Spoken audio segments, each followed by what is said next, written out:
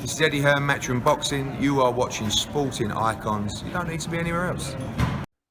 So for the longest time now, myself and of course many of you have been beating the drum about the sanctioning bodies, but in particular when it comes to the WBA. The WBA, and I've said it time and time again, and I'll keep on saying it until things change, either they are blatantly incompetent or they're just outwardly corrupt, to the point where they're not even trying to hide it.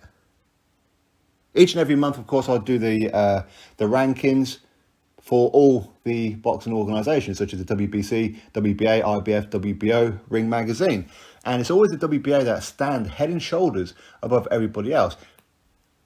Now, we're never going to agree with all the rankings, but with the fighters that they keep putting in there, outside of the blatant favouritism when it comes to the PBC, there's something going on, in my opinion, between the PBC, Premier Boxing Champions Al Haymon, and the WBA. There's something going on that should not be going on. A boxing organisation should be, a sanctioning body should be neutral in all parties. But the fact that they're ranking so many of these fighters based on their association with the PBC, first and foremost, or they're paying a lot of money to be ranked. So they're ranked because they paid money, not on merit, which is why even like this month, it was laughable that they have Mark Demori ranked at number 10. Mark Demori, a guy who learned how to box on YouTube. A guy who got battered from pillar to post by David Hay after 3 years out the ring. A guy who's only been fighting journeyman is ranked number 10 in the world by the WBA.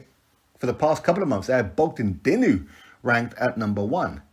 They're pulling in favours quite clearly for Don King, which is why the likes of Manuel Char are suing them over the whole Trevor Bryan and Manuel Char situation.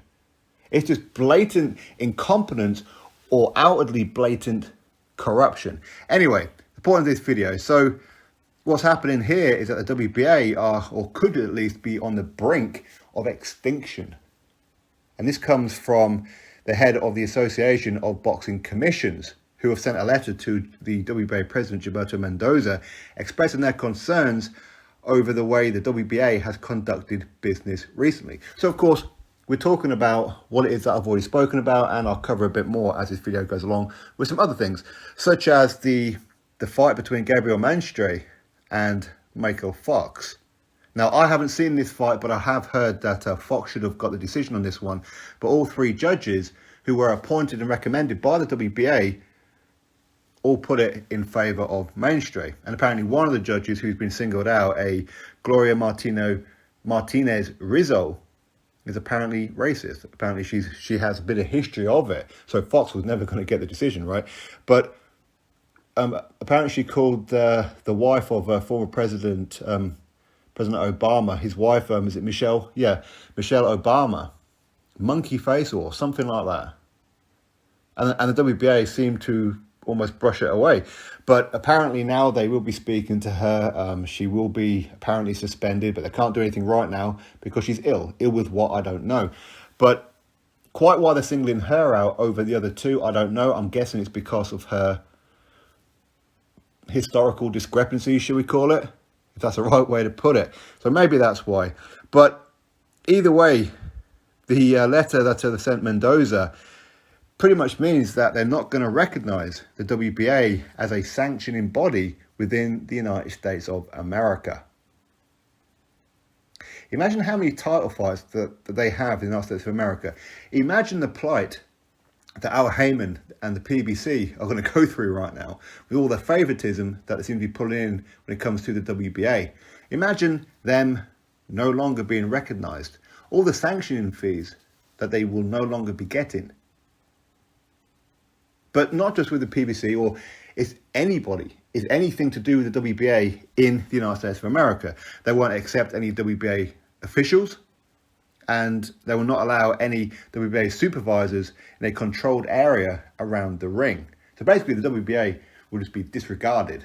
They're not allowed to operate within the United States of America. Could they function outside the United States of America? To a point, but a lot of their money comes in the United States of America because that's where a lot of the belts are. But of course, the other underlying issues are the fact that they have so many belts. And that seems to be what they would call a bit of, it's unethical because they're creating so many belts. Why? So they can keep on getting commission after commission after commission. They have a WBA gold belt, they have a WBA super belt, a regular belt, international and European and whatever else the damn belts that they have. They have so many of them, it's ridiculous. They have more belts, I believe, than any other sanctioning body. It's greed, is what it is. And they're not even hiding it either. Even within their rules, I'm sure I read that you can be ranked and fight for certain belts if you pay a certain amount of money. And if you keep on doing it, is it every month or whatever it may be. So their rankings, for example, is not based on merit. It's not about who you've beaten. It's based on how much you pay. Which is madness, absolute madness. I mean, you've got a WBA interim champion, Daniel Dubois. I'm a huge fan of Daniel Dubois. There ain't no way he should be no damn interim champion. He lost to Joe Joyce. And his very next fight back, he takes on Bogdan Dinu, who was ranked at number 1 by the WBA. A guy who lost 2 of his last 5 fights was ranked number 1. And those 3 fights that he did win were against absolute trash bags. Let's be honest. Daniel Dubois beats him. How did Daniel Dubois get that fight? How is it that Trevor Bryan is the WBA champion? Regular champion? Because they screwed over Manuel Charr, which is why Manuel Charr is suing Don King & Co. How is it that Leo Santa Cruz, who had a belt for, was it 2.5 years, hasn't defended it, hasn't even fought in that weight class, and still hasn't been stripped? Which is why Lee Wood has a regular belt after he defeated Zhu Khan or Khan Zhu, which way around you want to put it. And the list goes on. You've got Gervonta Davis, he can move up and down in weights and always seems to be fighting for a belt. But again, that's because he's a PBC fighter. Leo Santa Cruz is a PBC fighter. It wasn't so long ago, they had Chris Arreola in the top 15 of the heavyweight division. They even had Bermain Stavern in there, a Don King fighter. The corruption or plain incompetence is outstanding. It really, really is. It's disgusting. The WBA need to either sort themselves out, you sort out your damn ranking system, you employ people who are competent, who can look at the rankings and go, well, that ain't right. You need to work out a new structure. You need to sort out your officials, whether it be the referees or the judges, whoever it may be. You need to calm yourself down on ranking fighters based on petitioning, based on how much money you pay. Your favoritism to the PBC is outrageous. But at the end of the day, maybe they could just go, okay, WBA, PBC, you guys work together, no other sanctioning body work with them. But again, it wasn't so long ago the PBC had an excellent relationship with the WBC. Sanctioning bodies should have no direct relationship with any network, any promotional company, and especially any fighters. You just shouldn't have it. Either way, we'll have to wait and see what happens with the ABC. I say the ABC, the Association of Boxing Commissions, whether or not they actually go through with this threat. But apparently Gilberto Mendoza, he has responded and he will actually be making some changes. What changes is he going to make? Well, we'll have to wait and see. But he's going to have to make some pretty drastic ones because the fans have had enough. Everybody's had enough of the WBA.